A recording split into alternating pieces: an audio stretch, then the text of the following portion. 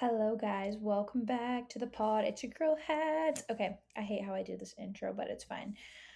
Welcome back. It's your host. I am your host of Heart with Hats. Anyways, okay. I realize I haven't podcasted in a while, but it's okay. I am doing this on my terms, and because I'm way too incredibly hard on myself, and yeah, obviously I get very mad whenever I don't show up how I want to, and it's super frustrating to, and you've probably heard me say this so many times on here, but it's super frustrating for me to show up one week and then not show up the next just because I don't feel like it, and that's not how life works. And yeah, this is optional, this is fun for me, and at the same time, like, I'm trying not to force it. So I'm trying to find a happy medium with me doing these and enjoying them, because I feel like if I just try to sit down and do it when it's forced, then it doesn't feel natural to me. And the reality is I'm just not preparing for it. And also, I just feel like I don't always have something to say. And if I don't always have something to say, what's the point of me coming on here? And the list goes on and on. So yeah, I'll stop. I'll stop now. Anyways, today I have like a multitude of things to talk about. First thing being, I've just felt incredibly anxious the past, I would say, month and a half, but if I'm being honest, the past year. And I can kind of break down what I've been going through. So last March, I my grandma passed away. And in that time, Brock and I were also in the process of buying a house, moving in together, and we ended up getting our house in May. And May, June, July, and August were very hard. It was, for some reason, I could not adapt to, or I was trying really hard to adapt to a new lifestyle of taking care of a home, cooking for somebody, taking care of dogs, maintaining a house. And not to say that I didn't do these things before, but I don't know why it just felt so much harder to take care of all of these people. And I feel like it's my duty to take care of him and take care of our dogs. And when not everybody's taken care of, and also taking care of myself, it was just hard for me to prioritize myself like I had once done. And I was sleeping so bad. I was just not feeling well. And I think it started to get better as the months went on. And I gave myself a little bit of a, I don't know what you would say, a little bit of a break. And sorry, I'm hearing my vacuum, like the robot vacuum, like it's like eating something up is what it sounds like. And Hosmer's barking. Anyways, back to what I was saying. I kind of found like a happy medium where I was feeling pretty good. And then September, Steele, like, he had a little accident. So that in itself puts a damper on everything, because I have to take care of him. I have to clean up his spaces, like he's wearing a diaper. Anyways, I'm not going to sit here and complain or play victim about these things that have gone on, but I just feel like this was my first year of real adulting, and it kind of hit me super hard. And then yesterday I realized I have to pay $7,000 in taxes, and I just wasn't prepared for that, because well, obviously when you make more money, you have to pay more in taxes. And cool, it's great, like, yeah, I'm making more money, but I like doubled my income from last year, which is amazing. But at the same time, it's like, wow, I didn't realize how much I would have to pay in taxes. And so that literally threw me over the edge. Yesterday I had a full blown crash out. Like, I was like, my whole life is literally falling apart. Nobody loves me. I have no support. Like, I was just going in a downward spiral, and I had to kind of recalibrate. And I'm honestly so glad for a new day today. I was like, thank you, God, for waking me up today, because yesterday felt like just so, it felt like hell. And I couldn't get out of it. I probably cried 5 or 6 times, and it was all over taxes and me having to pay so much in taxes while also trying to plan a wedding, and just so many things going on in my head mentally that I was like, just felt really awful. So, this is just for anybody out there that's dealing with any anxious feelings, that you're not alone. And but I'm going to give some things that I've done to help with my anxiety, because at the end of the day, I can't control that I have to pay taxes. I can't control my wedding, and I will control the things that I want with that, of like not going over a certain amount of people or going over a budget, and those are things that are in my control. But like the taxes thing, not in my control.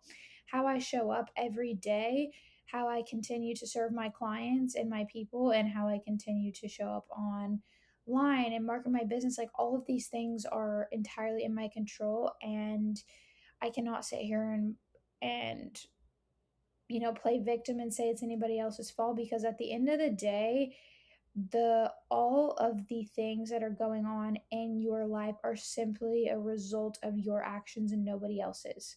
And so when you try to play victim, like, poor me, why is this happening to me? It's because of the choices you made. 99% of the time, it's because of you and the things that you've done.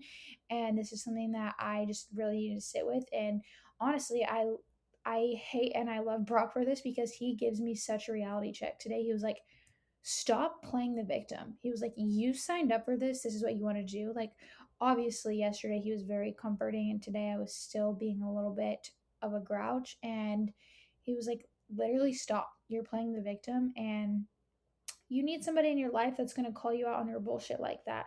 And I'm so glad that he does. Sometimes it can be like, okay, you're being rude, but most of the time it's like for good. He's calling these things out for good. And I believe that everybody needs somebody like that in their lives. And we definitely complement each other when it comes to like me calling him out or him calling me out. And yeah, anyways, back to other things. And then I just found out, like, obviously I went through my whole gut protocol from April to now, and my GI map came back worse, but my symptoms are better. And so I'm literally just going to take a break from all supplements. I'm going to do it. I'm going to limit my sugar intake, which I don't eat much sugar. It mostly comes from fruit, but just limiting my fruit intake to 1 cup of fruit a day, which will be solid for me. And then just like decreasing my sugar overall and getting my carbs from whole food sources, which I usually do. It's just like that occasional treat, which is fine, but like it messes with my digestion and all the things. But anyway, I started a fat loss phase. So I think like February 11th, I was 149. Today I was 146. So I'm down 3 pounds already in about 3 weeks. So hopefully by next week, I'll be down another pound just from staying consistent with my cardio and my training. But I'm excited for that. And obviously, like, I know from now till June is about 12 weeks, and a lot of people try to like rush really hard to lose weight, and you can do that. That's fine. You just need to do it correctly, because if you slash all your calories, great, you lose the weight, and then it's like you don't know what to do after that. And I can make a whole episode on that. But after you lose the weight and you go back to how you were eating before, then it's like, wow, that just kind of defeated the purpose of me losing the weight. So you need to learn how to almost prime your body for fat loss, and then what to do after you have been in a calorie deficit for a long time. So I'll make another podcast on that. I'll do that when it comes closer to like summertime, like how to maintain fat loss essentially. I'll write it down so that I don't forget. Writing it down now. Podcast. Okay, how to maintain fat loss podcast. Okay.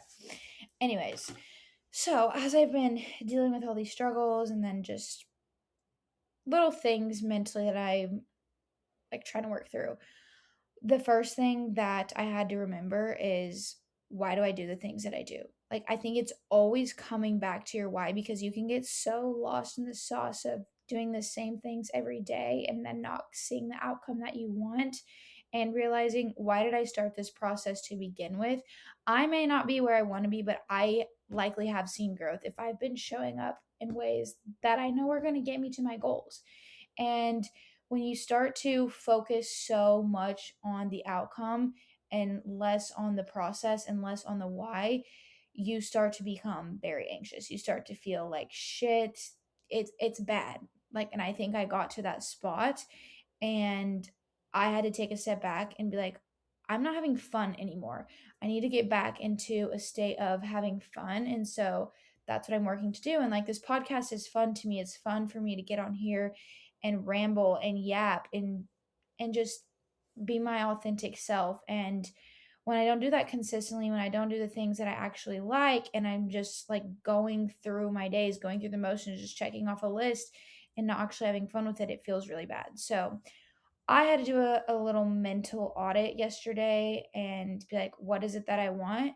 And this can be for your routine as well. Like, oh my gosh, I get up, I get my kid ready for school, then I go to work, and then I go to the gym, or maybe you don't go to the gym.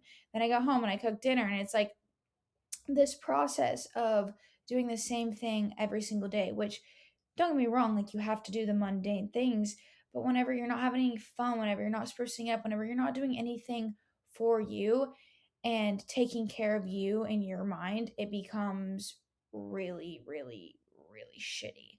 So I encourage you to find a way or find something that you can look forward to every day. Maybe it's your meals that you prep that week. Maybe it's a book that you're reading, but you have to do that. And the looking forward to can't be you just looking forward to scrolling on your phone at the end of the day. I mean, if you love that, pop off, but I think that there needs to be something that's supplementing your mind better, because there are a lot of things going on in the world as well that can affect your mental health.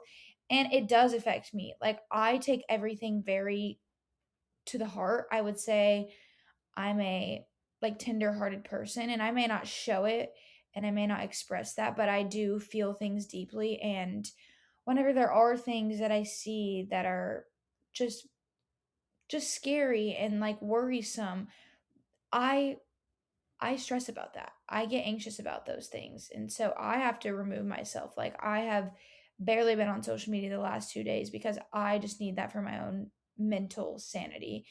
And I work from my phone. I do lots of things, and so it's hard for me to find this this balance between the two, and I don't know if I ever will, but I think I go through phases where I'm very like, okay, I'm on my phone for 5 hours out of the day, and then other times where like this the last 2 days I've barely been on my phone. I've barely been on social media, only to post my things and then get off.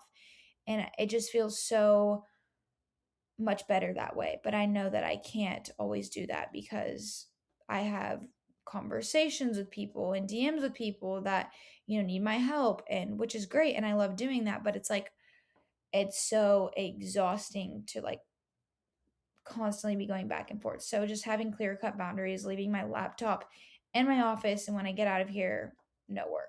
And it is helping me. But anyway, so I think that this crash out that I had was like leading me to, okay, coming back down to why am I doing the things that I'm doing, like I just mentioned. But I think that crash outs lead to your next big step or your next big breakthrough. And for me, I had to crash out for the past, I don't know, month to realize, what am I doing?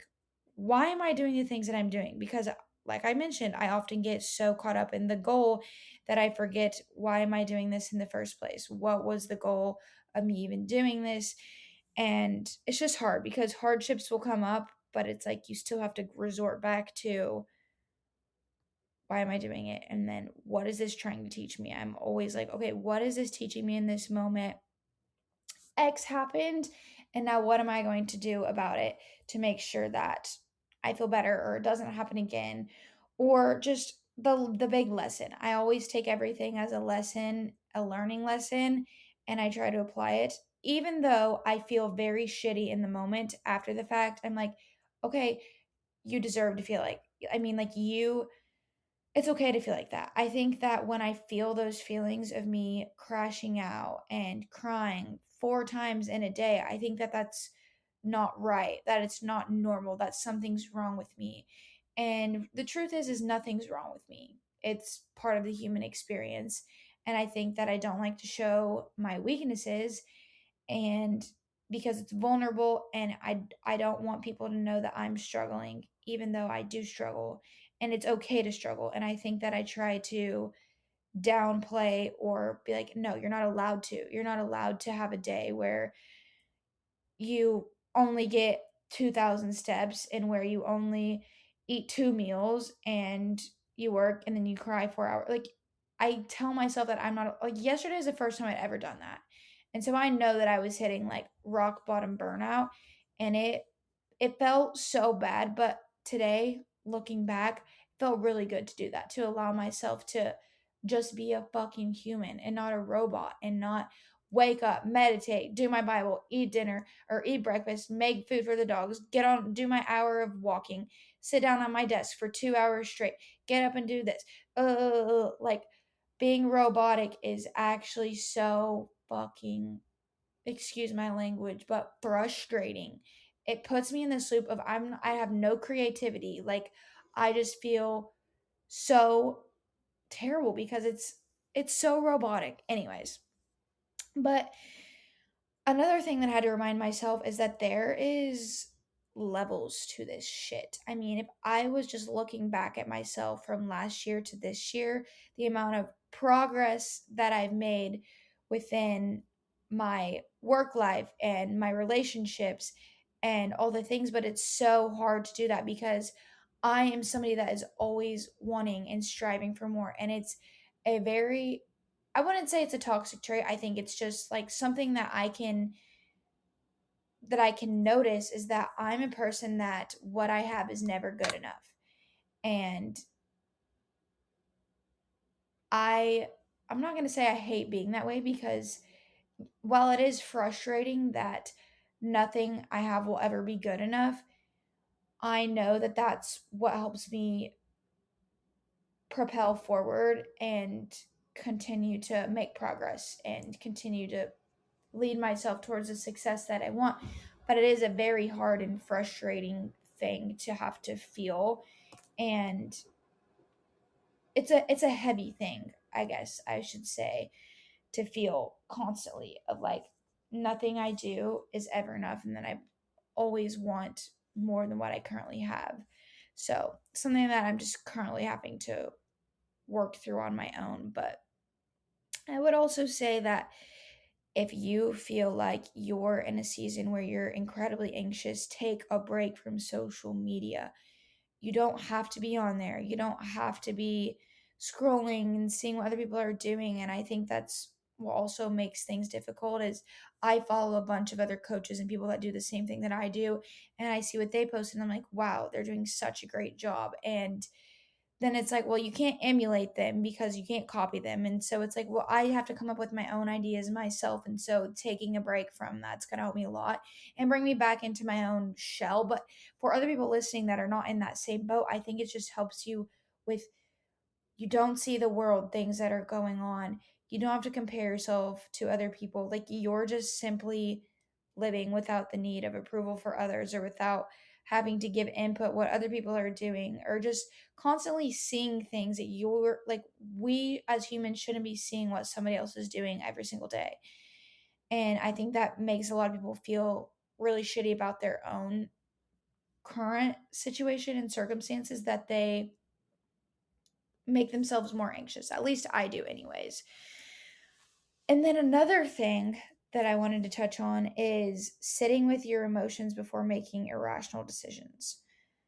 There have been some decisions that I've made in the past year that I've made strictly out of fear.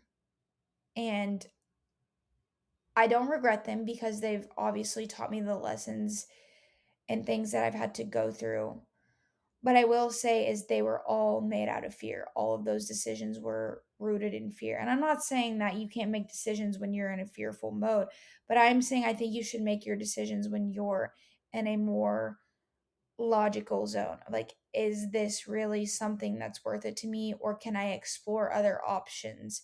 Because this is a good point. The first option you will hear is not always going to be the best option. I think you need to get information from other people, and I think you need to hear what they have to say. You need to align with somebody else, and you need to be able to trust somebody else and not just go with that first instinct. And I know a lot of people talk about your gut instinct and what you should do, but yes, listen to your gut instinct, and also I encourage you to explore other options and try different things before deciding on the first thing that you think should come up.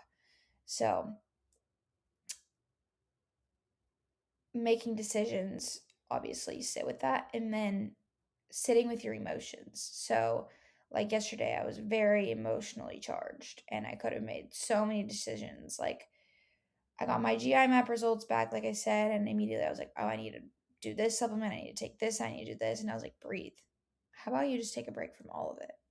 How about you, like I mentioned, doing the things I'm going to change with my diet and then just not stressing about it? And Brock made a really good point to me today of like, realizing that life is never going to be perfect. And I think that when you ride a high, like a wave of high for so long, and then something hits you, it's like, fuck, my life is over. Everything sucks. And so it's almost like not anticipating that something quote unquote bad is going to happen, but just anticipating like this is just a season of my life where it's pretty solid right now. I know that in the future, I'm going to be dealing with some hardship, and not to worry yourself or make yourself anxious over that something bad is going to happen, but it's not bad. It's just something that is unfavorable, essentially. And it sucks. And it's something that you have to deal with and work through. But knowing that those situations every single time is what's going to help you grow. And as I'm saying this, I'm literally taking my own advice because I need to hear my own words today. Because these things I have not been listening to my logical self, which is very good with taking away the emotions and just coming back into why are these things happening and what am I going to do to work through them. And back to my anxiety thing, another thing is leaning or moving more towards presence instead of worrying about the future. And so many times I worry about, okay, well, what's going to happen now? Things have been good, so what's going to happen next? That's going to send me into a spiral. And like I just mentioned, knowing that something is going to happen, but just being present in the current moment of like, this is the current reality. I cannot change it.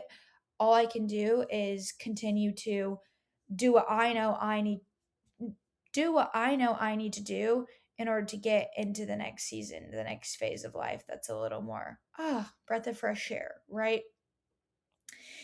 And the last thing that I want to mention is just getting out of that victim mindset, and that I already kind of mentioned of what Brock was saying, but what was I saying before? Like what he said to me. Oh, the stress thing, right? For one.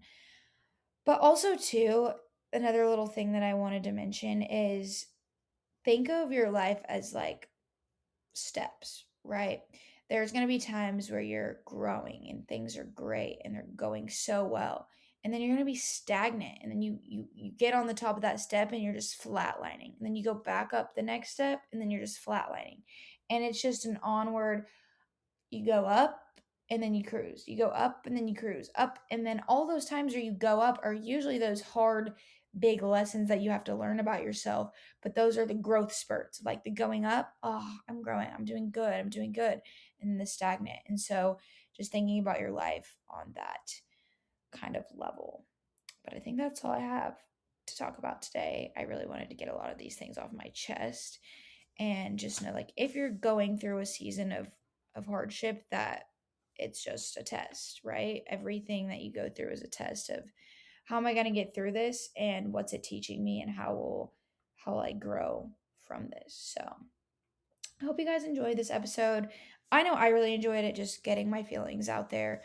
And if you enjoyed it, send it to somebody that you feel like needs to hear it. So, love you guys. See you in the next episode.